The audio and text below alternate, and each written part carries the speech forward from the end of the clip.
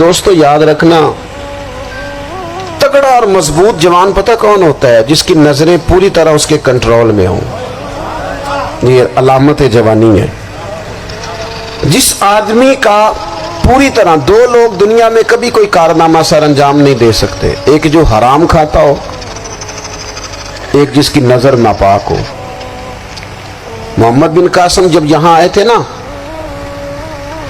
تو ایک دن بڑے پریشان تھے، تو ایک بزرگ کہنے لگے آپ کیوں پریشان ہیں؟ کہنے لگے راجہ دہر سے مقابلہ ہے اور ہماری فوج تو سندھ کے رستے بھی نہیں جانتی، زبان بھی نہیں جانتی، لڑیں گے کیسے؟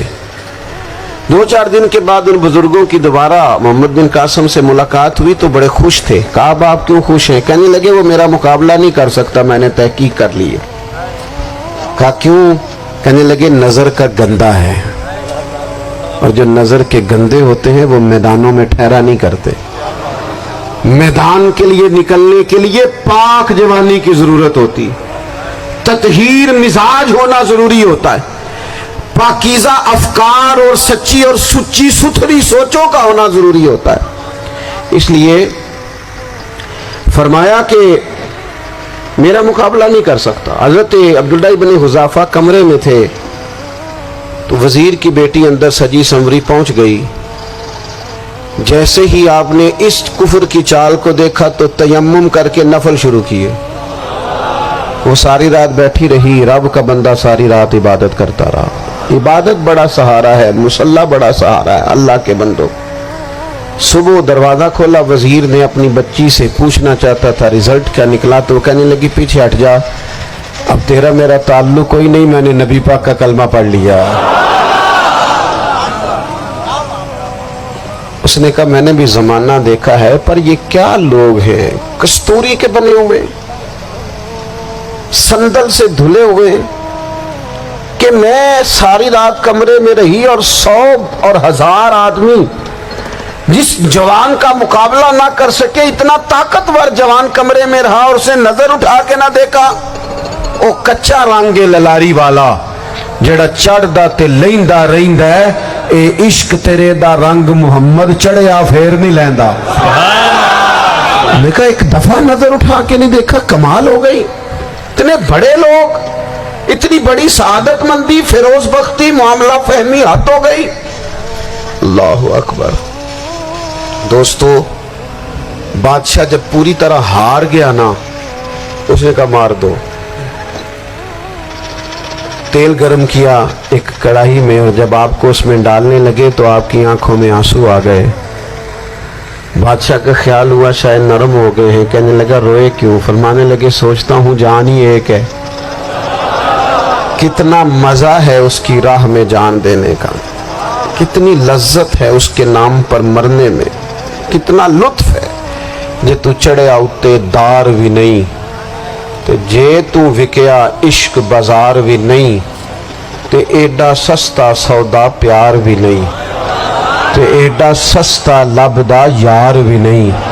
کئی جنگل گانے پیندے نہیں، کئی دوزخ لنگنے پیندے نہیں، جے وہ اس ملوں بھی مل جاوے ایدو سستا ہور بپار بھی نہیں. تے کچھ سمجھ نہ آوے لوکانو کادے نال شہید کرے، ڈٹھی یار دے ہاتھ تلوار بھی نہیں، پر او دا خالی جاندہ وار بھی نہیں. کہنے لگے ایک جان ہے نا، تو دل کرتا ہے ہزاروں ہوتی تو ایک ایک کر کے محبوب کے نام پہ قربان کرتا، جب میرے پاس ہے ہی ایک، کروں کیا؟ حضرت عبداللہ ابن حذافہ رضی اللہ تعالیٰ عنہ جب روئے اور بادشاہ نے یہ بات سنی تو بادشاہ اٹھ کے کھڑا ہو گیا. سارے وزیروں مشیروں کو کہنے لگا تم نے کہا تھا نا بندہ ضائع کرنے والا نہیں، یہ بھی ضائع کرنے والا نہیں. کہنے لگا میرا ماتھا چومو، تم جیسے لوگوں کو قتل نہیں کرنا چاہیے، آزاد کرنا چاہیے. عزیز اپنی زندگی سے نا یہ بہت زیادہ ہرس، ہوس، طمع، اور یہ کسی بات کی بھی ہو، ہرس صرف پیسوں کی نہیں ہوتی، شہرت کی بھی ہوتی ہے. یہ بیماری انسان کو اقتدار کی بھی ہوتی ہے، تعریف کی بھی بیماری ہوتی ہے. یہ سارے نقص ہوتے ہیں لوگوں کو، اور معاذ اللہ بعض جبوں کبوں کے اندر بھی ہوتے ہیں، وہاں بھی پنپتے. اپنی زندگی جب تک اس سادگی میں نہیں لاؤ گے جو رسول پاک نے عطا فرمائی ہے، جب لوگ آسانیوں میں پوری طرح الجھ گئے تو پھر وہ دور ہوئے اور کفر چڑھ گیا۔ دوسری بات، اللہ کے محبوب صلی اللہ تعالی علیہ وسلم کی محبت ہم سے تقاضا کرتی ہے کہ ہم اس مشن کے لیے کام کریں جس مشن کے لیے رسول پاک نے کام فرمایا ہے۔ ہم سارے کام بڑی مضبوطی سے، سوچ سمجھ کے، تدبر سے، حکمت سے، تقاضوں کو مد نظر رکھتے ہوئے کرتے ہیں سارے کام۔ دین کے کام میں ہمارا مزاج نہیں ہوتا، او ہو جائے گا جی، آپ بسم اللہ پڑھیں جی، شروع کریں جی۔ آپ تقاضوں کو سمجھیں، چیزوں کو دبائیں نہیں، چیزوں پر غور کریں۔ کسی کے ذہن کی سطح پر سوال ابھرتا ہے، اس کا تسلی بخش جواب دیں۔ اپنی زندگی میں دین کے کام کے لیے اپنے آپ کو وقف کریں، اور دین کے کام کے بہت سارے پہلو ہیں۔ ہزاروں لوگوں کو قرآن پاک ٹھیک پڑھنا نہیں آتا، ہزارہ لوگ ہیں جو قرآن مجید کے مطالب سے آگاہ نہیں ہیں، دین کی بنیادی ضروریات سے لوگ نابلد ہیں۔ میں آپ کو کس طرح یہ بات سمجھاؤں کہ ہزاروں کی تعداد میں طلاقیں اس لیے ہوتی ہیں کہ مردوں کو طلاق کے مسئلے نہیں آتے، انہیں پتہ نہیں ہے کہ مجھے حقوق زوجین کے معاملے میں کیسے چلنا۔ ڈھیر سارے گھروں میں تباہی اس لیے ہے کہ تربیت اولاد کا دینی منہج ہمیں نہیں پتا۔ اپنا حصہ ملائیں دین کے کام میں۔ ایک آدمی کو اگر تو نمازی کرنے میں کامیاب ہو گیا، تیری زندگی بدل گئی۔ وہ دین بیزار لوگ جو ہمارے بیچ بیٹھ کے ہماری نوجوان نسل کو پگڑی اور داڑھی کا نام لے کے بنیادی طور پر دین سے دور کرتے، ایسے نوجوانوں کو دین کا پیغام محبت دے کر دین کے قریب کرنا ہماری ڈیوٹیوں کا حصہ ہے۔ ہمیں ذمہ داری کا احساس کرنا پڑے گا، ہمیں یہ خاص قدم اٹھانا پڑے گا، توجہ دینی پڑے گی۔ مساجد، مدارس، میں آپ سے عرض کروں، اتنی ڈٹ کے مخالفت ہوتی ہے نا مدرسوں کی، اتنی ڈٹ کے۔ میں ادارہ چلاتا ہوں، اس کے چلانے میں جو مشکلات ہیں وہ تو ہم بتا نہیں سکتے آپ کو، اس لیے کہ میری قوم، میرا اس قوم سے تعلق ہے جو نعت خواں امیر کرنا چاہتی ہے، مدرسے نہیں۔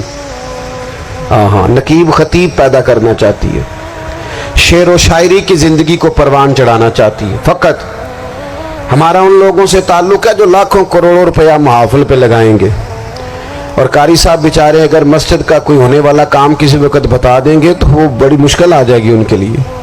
یہ کیسے ہو سکتا ہے، آپ نے یہ ڈیوٹی بتا دی۔ مدارس اور جتنا اہم رول دین کو پھیلانے میں مدارس اسلامیہ کا ہے، اتنی زبردست، لوگوں کا خیال ہوتا ہے میری طرح کے لوگ شاید کام کرتے ہیں، ڈیوٹی کرتے ہیں۔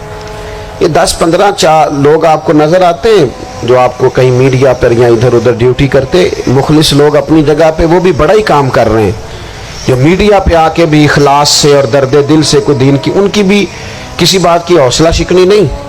لیکن ہزارہ اساتذہ جو مدارس میں بیٹھ کے پڑھاتے ہیں، جنہوں نے وہ سارے لوگ تیار، آپ سمجھ نہیں سکتے کتنا بڑا کام۔ حفظ کا استاد جو ہوتا ہے نا، اس کی ڈیوٹی 24 گھنٹے ہوتی ہے، فجر سے پہلے، اور اس نے بچوں کو اٹھانا ہے۔ تنخواہ تو ہم انہیں دینا نہیں نہ چاہتے جی، تنخواہ نہیں دے دی انہوں نے، ہمیں مولوی امیر نہ ہو جانا۔